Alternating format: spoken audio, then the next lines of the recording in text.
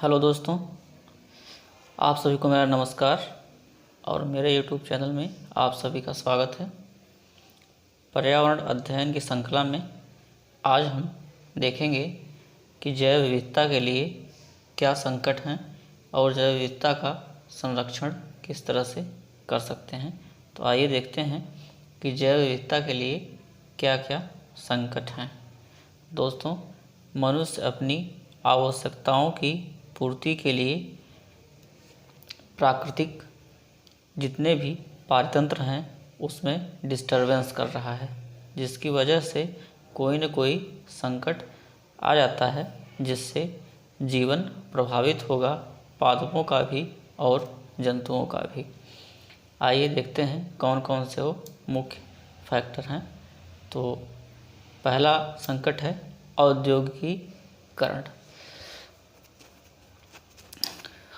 बहुत सारे इंडस्ट्रीज़ लगाने के लिए, उद्योग लगाने के लिए वनों की अंधाधुंध कटाई की जा रही है। इसकी वजह से वन में रहने वाले जीव जंतु प्रभावित होंगे और उनके लिए वास स्थान का संकट पैदा होगा।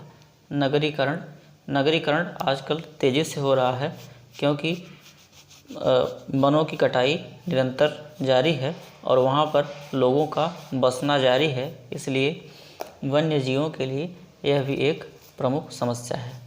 अगला है ग्लोबल वार्मिंग यानी पृथ्वी उष्मायन।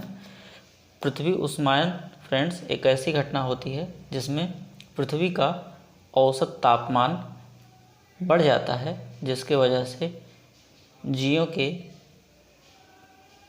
के जीवन पर इसका प्रतिकूल प्रभाव होगा और जैव विविधता संकट में आ जाएगी। और अगला संकट है प्राकृतिक आवासों का नष्ट हो जाना।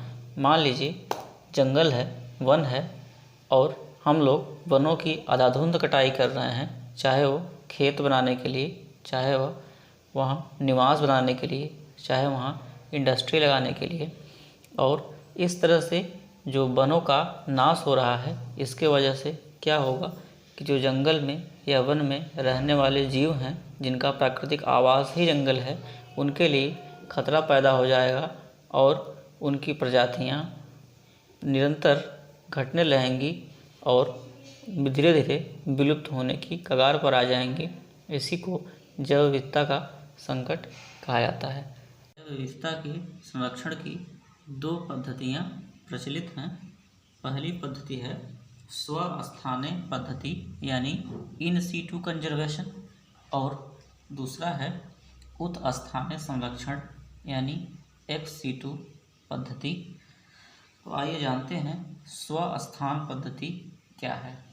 दोस्तों, जीव जंतुओं के प्राकृतिक आवास पर ही उनको संरक्षण प्रदान करने की जो पद्धति है उसको स्वस्थानीय पद्धति कहा जाता है। इसमें क्या किया जाता है कि जहाँ पर जीव जंतुओं का वास स्थान है वहाँ पर मानव की ऐसी क्रियाएं प्रतिबंधित कर दी जाती हैं जिससे वन्य जीवों को नुकसान हो। इसके उदाहरण इम्पॉर्टेंट हैं राष्ट्रीय उद्यान यानी नेशनल पार्क, वन्य जीव अभयारण्य यानी वाइल्ड लाइफ सेंचुरीज, जैव मंडल आरक्षित क्षेत्र यानी बायोस्फीयर रिजर्व्स। अब आइए जानते हैं उत्स्थानीय संरक्षण क्या है यानी एक्स सीटू सिस्टम क्या है। दोस्तों, इस सिस्टम को बाह्य स्थान संरक्षण भी बोला जाता है। इस पद्धति में जीवों को उनके प्राकृतिक आवास पर न रखकर मानव उनके लिए कृत्रिम आवास बनाता है और कृत्रिम आवास में उनको संरक्षित रखता है। इस तरह से जीवों का संरक्षण करने की विधि को बाह्य स्थान प्रणाली या उत्स्थानीय प्रणाली कहा जाता है। इसमें मुख्य उदाहरण है जैसे चिड़ियाघर या आप प्राणी उद्यान भी इसको कह सकते हैं, और पौधशाला यानी वनस्पति उद्यान, जल जीवशाला यानी एक्वेरियम, अनुसंधानशाला और जीन बैंक इसके यह प्रमुख उदाहरण हैं। ये उदाहरण आपके लिए बहुत ही महत्वपूर्ण है, इसलिए इसको याद रखिए। अब आइए जानते हैं जैव विविधता कितने प्रकार की होती है। तो जैव विविधता मुख्यतः 3 प्रकार की होती है। आनुवंशिक जैव विविधता, प्रजाति जैव विविधता और समुदाय जैव विविधता या पारितंत्र जैव विविधता।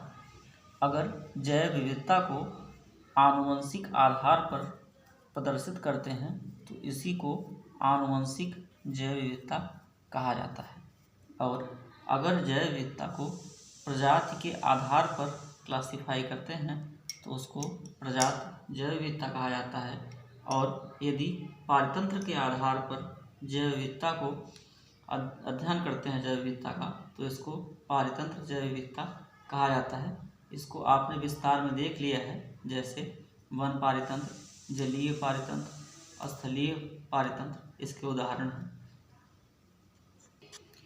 जैव विविधता का मापन 3 तरीके से किया जाता है, जिनको क्रमशः इन नामों से जानते हैं: अल्फा मापन, बीटा मापन और गामा मापन।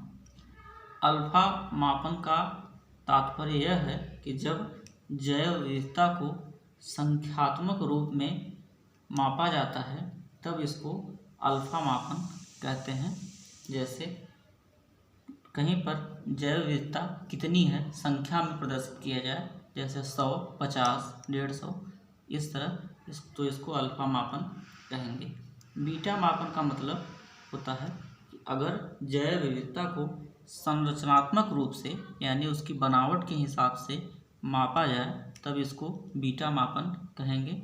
जैसे किसी बिल्ली का रंग सफ़ेद हो सकता है, काला हो सकता है, तो इस तरह से इसको बीटा मापन कहेंगे। या उसकी लंबाई के हिसाब से बड़ी हो सकती है, छोटी हो सकती है, तो इसको कहेंगे बीटा मापन। और अगर किसी जैव विविधता का पूरी तरह से माप किया जाए, संपूर्ण मापन किया जाए, चाहे वह संरचनात्मक हो और चाहे वह संख्यात्मक हो, तो इस तरह के जैव विविधता के मापन को गामा मापन कहा जाता है। वीडियो देखने के लिए आप सभी दोस्तों का बहुत बहुत धन्यवाद। जो भी फ्रेंड्स चैनल पर नए हैं, इसी तरह की इन्फॉर्मेटिव वीडियो देखने के लिए चैनल को सब्सक्राइब कर लें और नोटिफिकेशन बेल को भी प्रेस कर दें। Thank you.